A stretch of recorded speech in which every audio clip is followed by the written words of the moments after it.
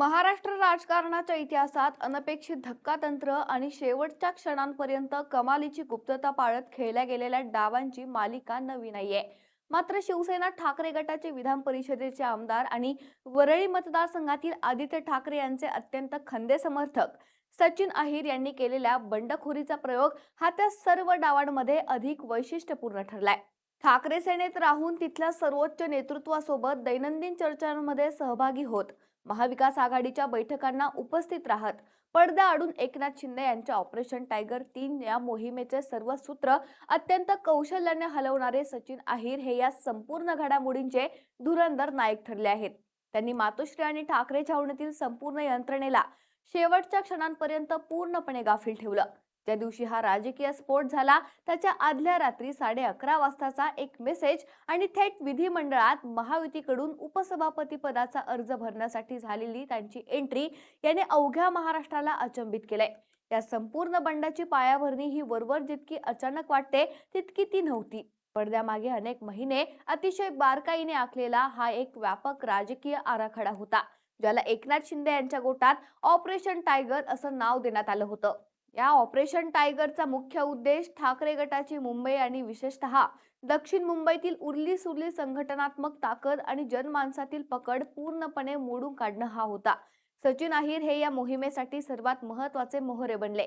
ते ठाकरे गटात कार्यरत असतानाच उद्योग मंत्री उदय सामंत यांच्या मध्यस्थीने थेट एकनाथ शिंदे यांच्याशी अत्यंत गुप्त पद्धतीने संपर्कात होते. विशेष म्हणजे हा संपर्क इतका गोपनीय ठेवण्यात आला होता की अहिर यांच्या सोबत राहणाऱ्या सुरक्षा रक्षकांना किंवा त्यांच्या खासगी सचिवांनाही त्यांच्या या गुप्त बैठकांची कल्पना आली नव्हती. पक्षाच्या अंतर्गत बैठकांमध्ये ते नेहमीप्रमाणे आक्रमकपणे मते मांडत राहिले. आदित्य ठाकरेंसोबत विविध संघटनात्मक दौऱ्यांचे नियोजन करत राहिले. त्यामुळे ठाकरे कुटुंबाला त्यांच्या निष्ठेबद्दल संशय घेण्याचं कोणतंही कारण उरलं नव्हतं.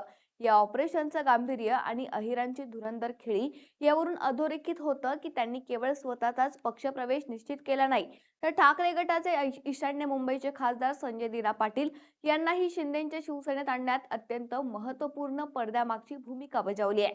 संजय दिना पाटील आणि सचिन अहिर हे जुने कौटुंबिक आणि राजकीय मित्र आहेत. पाटील यांच्या रूपाने ठाकरे गटाला पहिला मोठा झटका बसल्यानंतरही सचिन अहिर हे शांत राहिले आणि त्यांनी ठाकरे गटात आपला वावर पूर्वीसारखाच सामान्य ठेवला. या कमालीच्या गाफील ठेवण्याच्या रणनीतीमुळेच महाविकास आघाडीच्या आणि विशेषतः काँग्रेसच्या नेत्यांना धक्का बसला. कारण बंडाच्या अवघ्या काही दिवस आधी झालेल्या आघाडीच्या संयुक्त बैठकीत सचिन अहिर काँग्रेस नेत्यांसोबत शेजारी बसून आगामी निवडणुकीच्या रणनीतीवर सविस्तर चर्चा करत होते. या संपूर्ण नाट्यमय घडामोडीचा कळस त्या रात्री झाला जेव्हा सचिन अहिर यांनी ठाकरे गटाला अधिकृतपणे सोडचिठ्ठी देण्याचा निर्णय घेतला. या राजकीय अपरिहार्यतेच्या मोठ्या निर्णयामुळे ते आदल्या रात्री पूर्णपणे अस्वस्थ होते आणि त्यांना रात्रभर झोप लागली नव्हती. परंतु आपली राजकीय दिशा ठरवून झाल्यावर त्यांनी जुन्या सहकाऱ्यांना निरोप देण्याची जी पद्धत अवलंबली ती थक्क करणारी होती. रात्री 11:30 वाजता त्यांनी ठाकरे गटाचे विधान परिषदेचे गटनेते अंबादास दानवे यांच्या व्हॉट्सअपवर एक संक्षिप्त आणि अत्यंत सूचक मेसेज पाठवला, ज्यामध्ये केवळ जय महाराष्ट्र असं लिहिलं होतं. तोपर्यंत दानवे किंवा ठाकरे गटाच्या कोणत्याही नेत्याला या मेसेजचा खरा अर्थ समजला नव्हता. त्यांना वाटलं की हा नेहमीचाच रात्रीचा निरोप असावा. मात्र दुसऱ्या दिवशी सकाळी विधिमंडळात जे घडलं त्याने या मेसेज मागचं गूढ आणि त्यातील राजकीय भूकंप उघड केलाय. दुसऱ्या दिवशी सकाळी विधिमंडळात विधान परिषदेच्या उपसभापती पदाचा निवडणुकीसाठी अर्ज भरण्याची लगबग सुरू होती. ठाकरे गटाचे नेते अंबादास दानवे आणि जयम अभ्यंकर हे महाविकास आघाडीच्या वतीने अर्ज दाखल करण्याच्या तयारीत असतानाच अचानक तिथे सचिन अहिर यांची एंट्री झाली. दानवे यांना वाटलं की अहिर हे नेहमीप्रमाणे आपल्या पक्षाच्या उमेदवाराला पाठिंबा देण्यासाठी आणि अर्ज दाखल करताना फोटो काढण्यासाठी आले आहेत. दानवे यांनी जेव्हा अहिर यांना पुढे येऊन फोटो काढण्यास सांगितलं तेव्हा सचिन अहिर यांनी अत्यंत शांतपणे पण तितक्याच ठामपणे बॉम्ब गोळा टाकला की मी महाविकास आघाडीकडून अर्ज दाखल करायला आलो नसून महायुतीकडून अधिकृत उमेदवार म्हणून अर्ज भरण्यासाठी आलोय. हे ऐकताच तिथे उपस्थित असलेल्या सर्व विरोधी नेत्यांच्या पायाखालची जमीनच सरकली. त्याच क्षणी अहिर यांच्या बाजूला उदय सामंत, नीलम गोरे हेमंत पाटील आणि मनीषा कायंदे हे महायुतीचे नेते येऊन उभे राहिले, ज्यावरून हे ऑपरेशन किती पूर्वनियोजित होतं हे स्पष्ट झालं. या अर्जाच्या प्रक्रियेनंतर सचिन अहिर यांनी तात्काळ आपला निर्णय अधिकृत करत असल्याचे मेसेज पक्षाचे सर्व आमदार आणि स्वतः आदित्य ठाकरे यांना पाठवले. मला सध्याच्या राजकीय परिस्थितीत कोणताही पाठिंबा किंवा राजकीय पाठबळ मिळत नव्हतं. काही अपरिहार्य आणि वैयक्तिक कारणांमुळे मला हा अत्यंत कठीण निर्णय घ्यावा लागतोय, अशा आशयाचा संदेश त्यांनी सहकाऱ्यांना धाडला.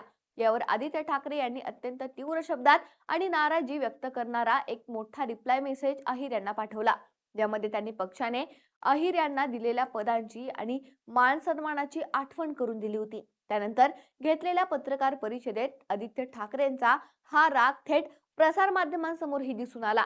जेव्हा त्यांनी पक्षाने त्यांना सर्व काही दिलं तरीही अशा कठीण काळात सोडून जाणं हे तत्वहीनतेचं लक्षण आहे, अशा शब्दात अहिर यांच्यावर त्यांनी टीका केली.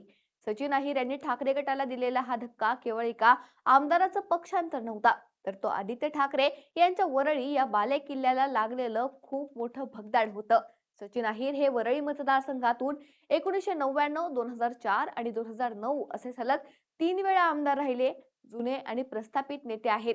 2019च्या विधानसभा निवडणुकीत जेव्हा आदित्य ठाकरे यांनी सक्रिय राजकारणात उतरून निवडणूक लढवण्याचा निर्णय घेतला, तेव्हा सचिन अहिर यांनी राष्ट्रवादी काँग्रेसमधून शिवसेनेत प्रवेश करत आपला हक्काचा वरळी मतदारसंघ आदित्य यांच्यासाठी पूर्णपणे सोडला होता आणि स्वतः पडद्यामागे राहून त्यांची निवडणूक यंत्रणा सांभाळली होती.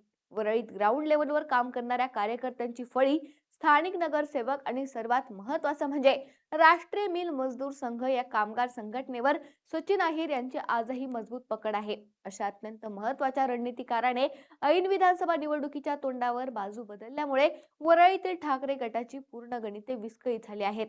या बंडखोरीच्या मागे सचिन अहिर यांची स्वतःची काही स्पष्ट राजकीय गणितं आणि अपरिहार्यता दडलेली होती. अहिर यांचा विधान परिषदेचा कार्यकाळ 2028 पर्यंत सुरक्षित असला तरी सध्या ठाकरे गटाचे विधानसभेतील संख्याबळ कमालीचे घटले. त्यामुळे भविष्यात त्यांना पुन्हा विधान परिषदेवर संधी मिळण्याची शक्यता खूपच धूसर झाली होती. दुसरीकडे वरळी मतदारसंघातून स्वतः आदित्य ठाकरे प्रतिनिधित्व करत असल्यानं अहिर यांच्यासाठी प्रत्यक्ष विधानसभेचे दरवाजे कायमचे बंद झाले होते. अशा परिस्थितीत आपल्या राजकीय भवितव्याचं पुनर्वसन करण्यासाठी आणि कामगार चळवळीला सत्ताधाऱ्यांचं पाठबळ मिळवून देण्यासाठी त्यांनी एकनाथ शिंदेची ऑफर स्वीकारणं पसंत केलं. एकनाथ शिंदे यांनीही त्यांच्या पक्षातील अनेक ज्येष्ठ नेत्यांचे दावे बाजूला सारत थेट सचिन अहिर यांना विधान परिषदेच्या उपसभापती पदासारखे अत्यंत मानाचं घटनात्मक पद बहाल करून त्यांचं भव्य राजकीय पुनर्वसन केलं. या पक्षप्रवेशानंतर एकनाथ शिंदे यांनी सचिन अहिर यांचं पक्षात अत्यंत उत्साहात स्वागत केलं आणि त्यांचा उल्लेख राजकारणातील तेंडुलकर असा केला. सचिन अहिर हे तळागाळातील नेते असून ते फलंदाजी, गोलंदाजी आणि क्षेत्ररक्षण अशा तिन्ही आघाड्यांवर महायुतीला मजबूत करतील आणि त्यांनी थेट छक्का मारलाय, अशा शब्दात शिंदेंनी अहिर यांच्या राजकीय कौशल्याचा गौरव केलाय. शिंदे गटाच्या नेत्यांनी तर हा ऑपरेशन टायगर 3चा केवळ पहिला टप्पा असून ठाकरे गटाचे आणखी 13 ते 14 आमदार आणि काही महत्त्वाचे नेते लवकरच महायुतीमध्ये प्रवेश करतील असा मोठा दावा करत ठाकरे गटावरील मानसिक दबाव अधिक वाढवलाय. Bureau report, LS Marathi.